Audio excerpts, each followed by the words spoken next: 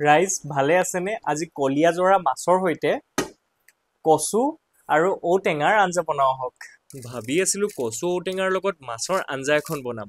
মাছ কিনিব যাওঁতে আকৌ খুৰাজনে ক'লে কলীয়া জৰা মাছ লৈ যোৱা, খাই ভাল পাবা। ময়ো কোনোদিন খায়ো পোৱা নাছিলো, আধা কেজি লৈ আনিলো। আনি লৈ কিন্তু ৰ'বলৈ সময় নাই দেই, কামত লাগিয়ে গ'লো। প্ৰথমে কচু আৰু ঔটেঙা একেলগতে প্ৰেছাৰ কুকাৰত বইল কৰি ল'লো।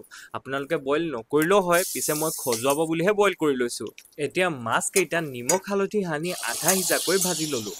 মাছ ভজা তেলতেই পাঁচফোৰণ, জলকীয়া, পিঁয়াজ, আদা নহৰু বটা দি ভাজি লৈ বইল কৰি থোৱা কচু আৰু ঔটেঙা কেইপিচ দি ধুনীয়া দিলো। গোন্ধ। বছ, এতিয়া সোৱাদ অনুযায়ী নিমখ, হালধি আৰু গৰম পানী দি উতল অহাৰ লগে লগেই মাছকেইটা দি দিলো। আপোনালোকে লাষ্টৰ ভিডিঅ' কেইটাত ইমান ধুনীয়া ধুনীয়া মন্তব্য দিয়াৰ কাৰণে বহুত বহুত ধন্যবাদ দেই। শেষত অলপ জালুকৰ গুড়া দি খাব পৰা হৈয়ে গ'ল।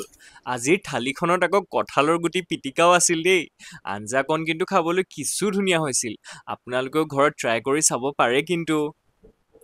ধুনীয়া হৈছে।